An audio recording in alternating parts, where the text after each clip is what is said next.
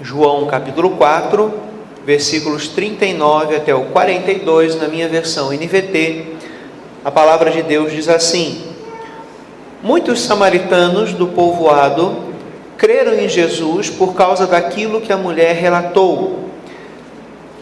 Ele me disse tudo o que eu já fiz. Quando saíram para vê-lo, insistiram que ficasse no povoado. Jesus permaneceu ali 2 dias e muitos outros ouviram sua palavra e creram. Então disseram à mulher: Agora cremos, não apenas por causa do que você nos contou, mas porque nós mesmos o ouvimos. Agora sabemos que Ele é de fato o Salvador do mundo. Amém. Vamos orar. Pai Celestial, Tua rica e viva palavra, Senhor, é alimento, é pão espiritual. E nós te pedimos, Senhor, com reverência e com esperança, que o Teu Espírito avive o nosso coração, jogue luz sobre esse texto e a exposição dele, para que possamos, ó Deus, receber alimento genuíno do céu. Senhor, eu tenho certeza que nesse culto, ó Deus, há uma palavra do Senhor e ao Teu Espírito para nos fazer compreender, para nos fazer receber no coração, entender com a mente, a fim de que possamos, ó Deus, dar continuidade à vida espiritual que o Senhor começou na cruz e continua através do processo de edificação. Ó Deus, nós pedimos que o Senhor nos abençoe, pedimos que o Senhor nos dirija e nos guarde, pedimos que o Senhor fale conosco nessa noite. Somos dependentes da ação do Teu Espírito Santo durante a pregação da palavra. Assim que nós oramos, Senhor, em nome de Jesus. Amém. Irmãos, o tema da mensagem hoje é a necessidade de discipular. Nesse capítulo 4 de João, nós vemos lições de Jesus que nos ajuda a cumprir nossa missão de levar o Evangelho até os confins da terra. A missão de levar a palavra de Deus, de proclamar, de semear as boas novas, é uma missão do rebanho de Jesus Cristo. Em Atos capítulo 1, versículo 8, vemos que o Espírito Santo é dado a todos aqueles que creem em Cristo, e esse Espírito Santo, ele dá aos crentes poder para testemunhar a mensagem da cruz. Todos os crentes, irmãos, segundo o Novo Testamento, eles são sacerdotes do Deus Altíssimo. Por isso, todos nós temos o dever de servir o Senhor, e não apenas com os dons que recebemos para edificar a igreja, mas também e sobretudo com a missão de semear a boa semente, que é a palavra de Deus, no mundo ao nosso redor.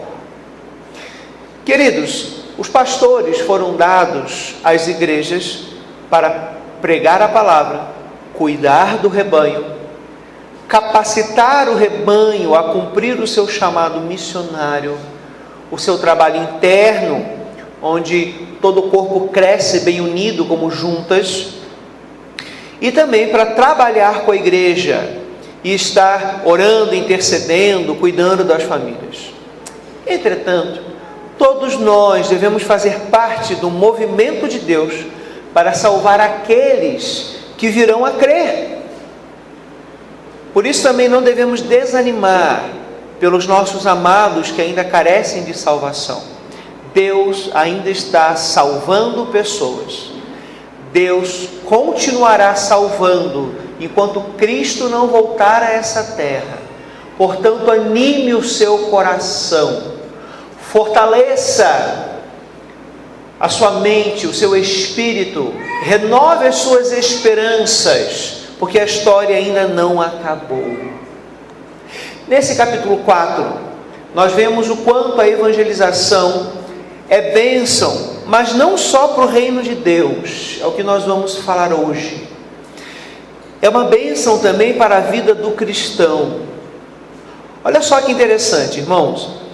No início do capítulo 4, quando Jesus disse aos discípulos que tinham uma comida que os discípulos não conheciam, Jesus estava se referindo à evangelização da mulher samaritana, mostrando que recebeu mais sustento e satisfação na sua alma em cumprir a palavra do Pai, do que simplesmente fazer um lanche, do que simplesmente saciar o estômago. Lembrando, irmãos, que o próprio Senhor Jesus, em Mateus capítulo 4, disse que nem só de pão viverá o homem, mas de toda a palavra que sai da boca de Deus. Por isso, viver a palavra nos traz realização espiritual, nos traz o verdadeiro sentido e propósito da nossa vida cristã. Se você está desanimado ou desanimada com a sua vida espiritual, cumprir a palavra é um dos melhores caminhos para que você possa renovar a sua fé. Você vai encontrar o seu verdadeiro propósito para o qual você nasceu de novo, para o qual você foi recriado em Cristo Jesus. Isso vai ajudar você a redirecionar a sua vida de uma maneira a se sentir satisfeito, satisfeita, como o próprio Cristo se realizou na tarefa evangelizadora. Irmãos, essa palavra, nem só de pão viverá o homem, mas de toda a palavra que sai da boca de Deus, é um princípio que vem desde o Antigo Testamento, portanto é um princípio eterno. Adão e Eva, se tivessem guardado a palavra de Deus, e se a humanidade também não tivesse pecado depois, nós seríamos pessoas realizadas. Deuteronômio capítulo 8, versículo 3, traz o mesmo princípio espiritual. Nem só de pão viverá o homem, mas de toda a palavra que sai da boca de Deus. Vemos isso no Antigo, no Novo Testamento, porque isso é eterno. Não tem princípio nem fim. A humanidade não precisaria sair correndo atrás de realização, a igreja em especial, tentando se adequar à cultura do sucesso, à obrigação que as pessoas têm de mostrar sucesso, porque isso frustra ainda mais. O próprio mundo está compreendendo isso. Mas a vida na palavra traz a plena realização no Senhor. Continuando a lição de Jesus no capítulo 4, o Senhor ensinou aos discípulos que há recompensa para a vida eterna na tarefa de evangelização. Por isso, irmãos, não apenas nessa terra teremos realização, mas na glória teremos galardão, recompensas. E olha que tudo fazemos pela graça, por estarmos vivendo essa palavra. Deus é tão bom, a sua bondade transborda de um jeito que Ele nos abençoa na terra e no céu, ao vivermos a sua palavra. E também, quando o Senhor diz que há recompensa na vida eterna, isso nos ajuda a lembrar que há uma eternidade, que também deve ocupar o nosso coração e a nossa mente, mais até do que as coisas dessa terra. Porque a eternidade, comparado a esse momento que vivemos, ela, na verdade, nem se compara. O tempo que vivemos é uma gota pequena. Não vou nem dizer no meio de um oceano, porque a eternidade vai ser para sempre que nós vamos viver. Por isso, queridos, nossa mente, o nosso coração precisa estar mais atento ao que diz a palavra de Deus. E também termos a esperança que vamos desfrutar esses galardões eternamente. Por essas e outras coisas, temos que manter o foco na nossa vida cristã. E isso nos lembra para que serve a igreja. A igreja serve para nos redirecionar. Passamos a semana inteira num mundo sem Deus. Nossa mente é influenciada? É influenciada. Nossas emoções são influenciadas? São influenciadas. Nossa alma é influenciada? É influenciada. Mas ela não precisa cair em tentação. Portanto, a reunião dos santos no culto, seja embaixo de um pé de manga, ou seja num templo com ar-condicionado, precisa ter o coração dos súditos do Senhor Jesus ardendo e aquecidos por ter uma vontade de realinhar sua vontade em primeiro lugar para Deus. Consequentemente, sua mente, sua razão, suas emoções vão acompanhar esses passos. Isso se dá por meio da comunhão dos santos, dos louvores, da oração, da leitura da palavra e da pregação bíblica da palavra do Senhor. No texto que estamos trabalhando, a partir do versículo 39, os discípulos veem diante dos seus olhos não apenas agora os ensinos de Jesus sobre evangelização, não apenas o testemunho pessoal de Cristo de realização por ter semeado na vida da samaritana, mas eles observam esse princípio acontecendo na prática, na vida da samaritana, dando frutos para o reino de Deus. Lembrando que eles tinham ido a um vilarejo comprar pão, foi o mesmo vilarejo que a samaritana evangelizou e eles não. E ali o campo estava fértil, havia corações prontos pela graça e providência de Deus para crer. Pela obra do Espírito Santo, as pessoas então dariam a sua resposta afirmativa de arrependimento e fé e confiança no Senhor Jesus. Irmãos, o versículo 40 já nos mostra os samaritanos vindo a Jesus, fruto de uma samaritana realizada, assim como Jesus, por estar se alimentando da palavra de Deus e não apenas de pão. E esses samaritanos vieram a Cristo livremente e pediram mais.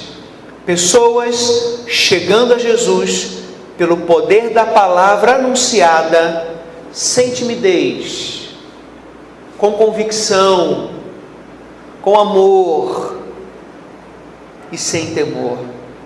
Quando você e eu evangelizamos e as pessoas creem, naturalmente elas vão querer mais de Cristo. Basta você lembrar do início da sua conversão. As pessoas vão querer mais. E mesmo Jesus não estando presente fisicamente aqui na terra, em nossos dias, Ele está em espírito e por meio do seu corpo, que somos nós, ajuda esses novos convertidos. E aqui então, nós começamos a pensar na necessidade de discipular os novos convertidos. É possível Cristo nos usar como instrumento, como Ele mesmo fez na vida dos samaritanos ali. Ele passou 2 dias discipulando aquelas pessoas, e haveria mais ainda de Deus na face da terra, aumentando o Evangelho, porque é Ele quem constrói essa história da salvação. E é possível sermos usados porque o Senhor veio, ensinou, consumou a obra da cruz, enviou o seu Espírito para habitar em nós e nos dá poder para o serviço do reino, tanto para testemunhar quanto para edificar os salvos, o trabalho interno da igreja, que é extremamente importante também. A tarefa de evangelização não pode ser cumprida ao custo de não se edificar mais o corpo, de não cuidar mais dos membros, das ovelhas do Senhor, de não cuidarmos uns dos outros, das nossas famílias, das nossas necessidades. E de uma maneira geral, o que vemos são 2 extremos: ou igrejas que apenas fecham-se em si mesmas, ou igrejas que estão tão voltadas para fora, que não cumprem mais o seu trabalho de cuidar dos membros. Nós precisamos caminhar pela Bíblia, com equilíbrio, de forma saudável, da maneira que Jesus planejou. Não é para reinventar a roda, é para viver a palavra de Cristo que foi anunciada e foi revelada. Porque o Espírito, quando foi enviado à terra, trabalha em nossos corações. Ele ainda concluiu a obra da revelação, a Bíblia Sagrada está completa, e Ele nos ajuda a ler a Bíblia, iluminar as suas verdades para nós. Ele nos ajuda a compreender a pregação, como eu creio que Ele está atuando nesse momento nos nossos espíritos. Uma ação poderosa do Espírito Santo. Ela não necessita ser barulhenta, ela precisa ser verdadeira e causar mudanças no meu coração e no seu coração. Assim, quando Deus trabalha na vida de uma pessoa e a converte mediante a pregação da palavra e a resposta do incrédulo a Cristo pela graça, com arrependimento e fé, colocando a sua confiança em Jesus, inicia-se uma outra fase. Precisamos dar mais de Cristo para essas pessoas. É o discipulado. Irmãos, é preciso ajudar as pessoas a conhecerem mais da fé que elas abraçaram. É preciso que elas conheçam Jesus, além da verdade da vida, que elas estão deslumbradas depois da conversão. É preciso apresentar o Cristo como o caminho e ensinar a andar no caminho. E nesse ponto entra a tarefa discipuladora da igreja. Amados, tanto a evangelização quanto o discipulado, que é ensinar a andar no caminho cristão, através da sua vida na vida, através de estudo da palavra. Eu não creio num discipulado sem a Bíblia trabalhando entre discipulador e discípulo. Eu não acredito que as pessoas copiem somente a sua vida e a minha. A nossa vida deve ser uma referência, mas ela não é uma vida perfeita. Por isso precisamos da palavra para poder discipular. Quando fazemos isso, estamos vivendo a grande comissão. Vamos lembrar, vamos resgatar aos nossos ouvidos a grande comissão? Vamos abrir em Mateus capítulo 28 e ler dos versículos 18 até 20. Mateus capítulo 28. Esse versículo é tão conhecido pela igreja. Vamos aprofundar mais o entendimento dele e não permitir que o excesso de familiaridade com esse versículo nos cause desrespeito a ele. Mateus capítulo 28, dos versículos 18 a 20, diz assim: Jesus se aproximou deles e disse: toda a autoridade no céu e na terra me foi dada. Portanto, vão e façam discípulos de todas as nações, batizando-os em nome do Pai, do Filho e do Espírito Santo. Ensinem esses novos discípulos a obedecerem a todas as ordens que eu lhes dei. E lembrem-se disso, eu estou sempre com vocês até o fim dos tempos. Amém. Irmãos, existe uma continuidade do testemunho para aqueles que creram, que entregaram a sua vida ao Senhor, que é o ensino.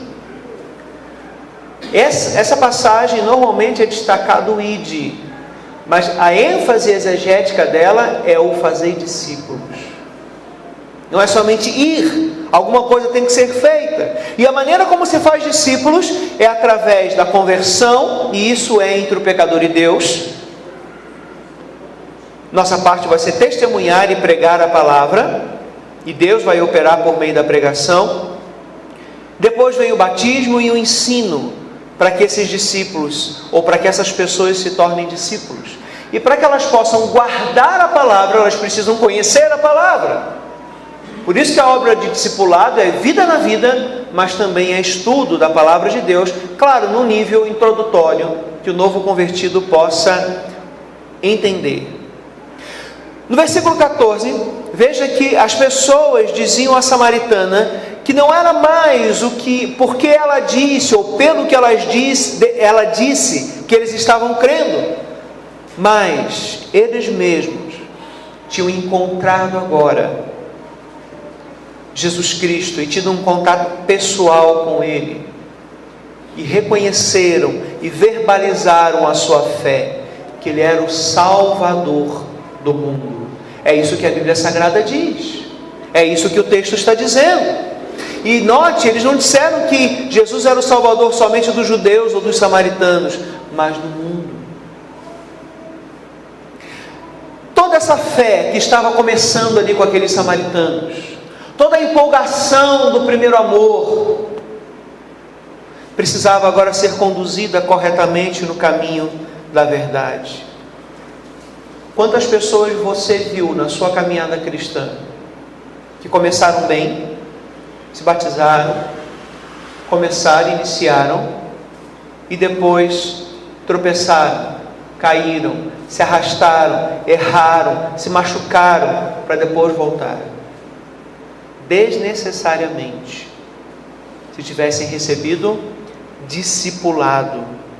Jesus passa 2 dias ali com eles.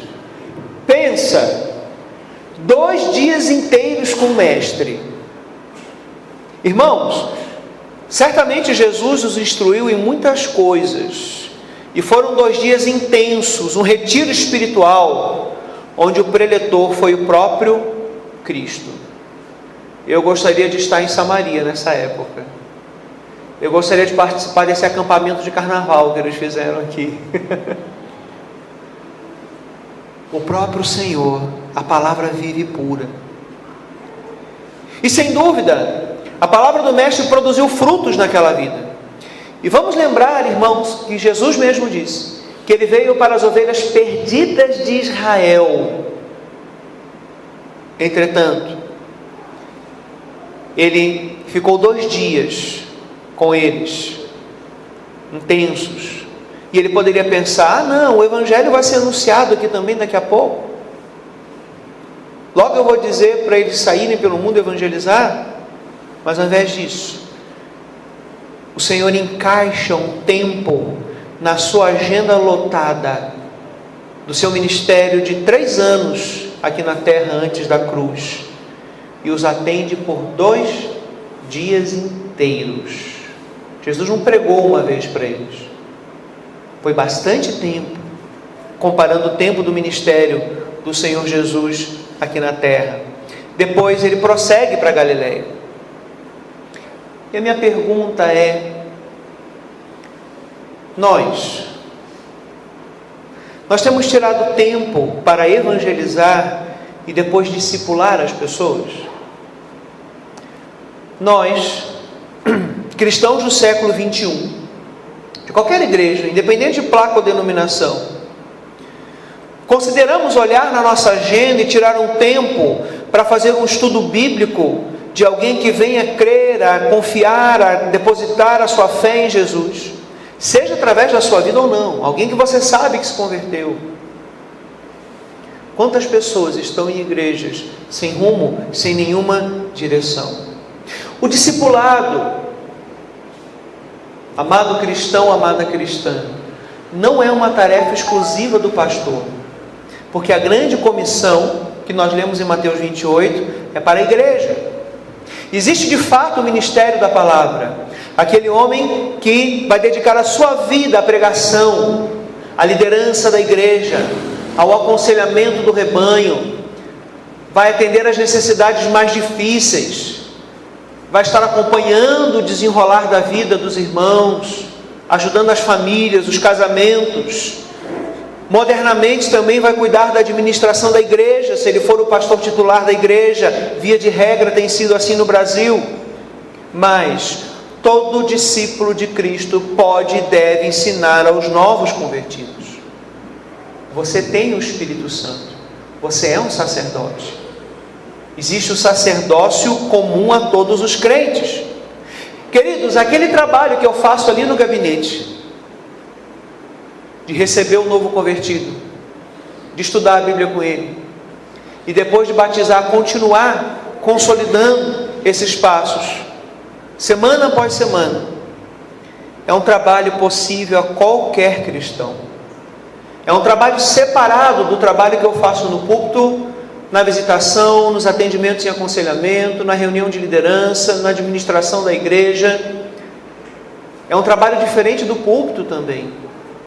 O discipulado, qualquer cristão pode fazer, porque faz parte do ID. E Deus espera que você separe tempo na sua agenda tão apertada, mas não uma agenda mais apertada do que a do Salvador do mundo, para sentar na mesa da cozinha, no sofá, na varanda, na escola, na faculdade, no trabalho, aonde Deus assim permitir, e ensinar os primeiros passos da fé cristã, a fim de que as pessoas possam ter uma base para continuar na igreja e até entenderem melhor as pregações, entender melhor uma aula de EBD.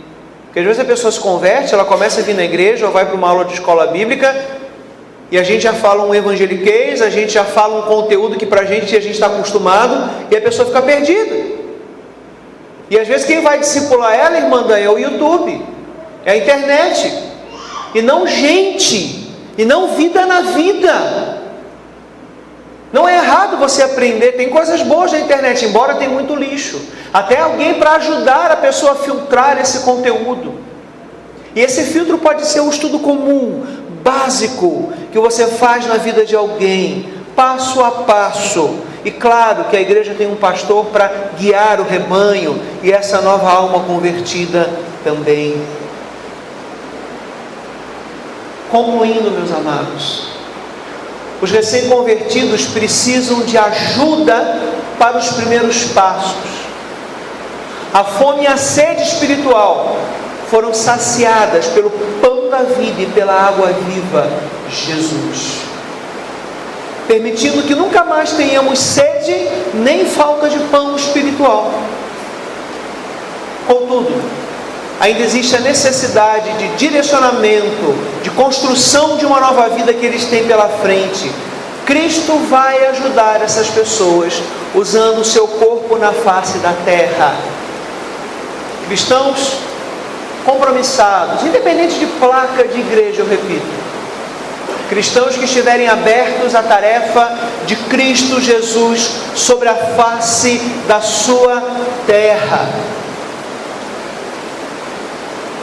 Nada que nós quisermos realizar para nós mesmos, para a nossa vida, para a construção da nossa carreira profissional, para a construção da nossa carreira acadêmica, familiar, nada disso, nenhum projeto pessoal se compara ao gozo de servir ao nosso Mestre na seara, na tarefa principal, que é semear e discipular. Deus nos ajuda e nos abençoa em nossos projetos pessoais, sim. Deus abençoa a sua casa, o seu trabalho, as suas finanças. Deus é um Deus bom, abençoador. Aqueles que buscam pela graça ser fiéis. Ele sempre vai fazer isso, queridos, porque é fiel à sua palavra. É o cuidado de Deus em nossas vidas. Acho que todos nós aqui podemos testemunhar a bondade de Deus, quanto Deus tem nos abençoado, quanto Deus tem cuidado de nós. Podemos testemunhar portas que Deus abriu de trabalho, de projetos, na família, que nós realmente olhamos e falamos, foi Deus. Todavia, nós devemos buscar em primeiro lugar o seu reino e a sua justiça. E não há nada mais urgente nesse reino do que a evangelização e o discipulado. Oh, queridos, precisamos viver a vida cristã completa, integral, nas suas corretas prioridades, para a glória de Deus e satisfação da nossa alma. Não é você deixar a sua vida e agora falar, agora eu tenho que fazer discípulos e evangelizar e não vou fazer mais nada. A Bíblia não fala isso. A Bíblia tem instrução sobre o seu trabalho, sua família, até sobre o seu lazer. E se você pensa em trabalho, naturalmente você vai pensar em estudo. O que estamos aqui ponderando biblicamente é que possamos viver uma vida mais completa. E eu repito, você tem aberto espaço na sua agenda para ajudar novos convertidos? A agenda de Cristo era mais apertada que a sua. E Ele ajudou os samaritanos. E Ele veio para as ovelhas perdidas de Israel. Eu quero encerrar com uma curiosidade bem interessante, percebida pelo comentarista bíblico Wiersbe. Se nós acompanharmos na Bíblia o caminho que Jesus fez para chegar em Samaria, onde tudo isso que nós falamos aqui hoje se desenrolou, nós vamos ver que ele saiu de Jerusalém, em João capítulo 2, versículo 23. Ele foi para a Judéia, conforme João 3, 22. Da Judéia ele foi para Samaria, em João 4, 4, onde o declararam o Salvador do mundo. Esse é exatamente o caminho de Atos 1:8. Vamos abrir lá? Atos capítulo 1, versículo 8. Diz assim a palavra de Deus: vocês receberão poder quando o Espírito Santo descer sobre vocês, e serão minhas testemunhas em toda parte, em Jerusalém, em toda a Judéia, em Samaria e nos lugares mais distantes da terra. Perceberam que antes de Jesus falar isso, ele fez esse caminho? Ele fez esse caminho aqui em João. Ele sai de Jerusalém em João 2, vai para a Judéia em João 3, chega em Samaria em João 4, e lá é declarado o Salvador do mundo. Jesus, irmãos, deu o exemplo. Se o seguirmos, Ele também nos dará a colheita de almas que Ele quer dar para a igreja, cuidar, zelar, amar, até que Ele venha, queridos. Isso é bênção para a sua vida. Pastor, essa palavra não falou muito para mim, para as minhas necessidades. Eu estou tão carente, eu estou com tantos problemas, eu preciso tanto resolver alguns assuntos. Busque em primeiro lugar o reino de Deus e a sua justiça. E todas essas coisas que você está procurando serão acrescentadas pela bondade de Deus. Que assim Deus nos faça, amados. Em nome de Jesus. Amém.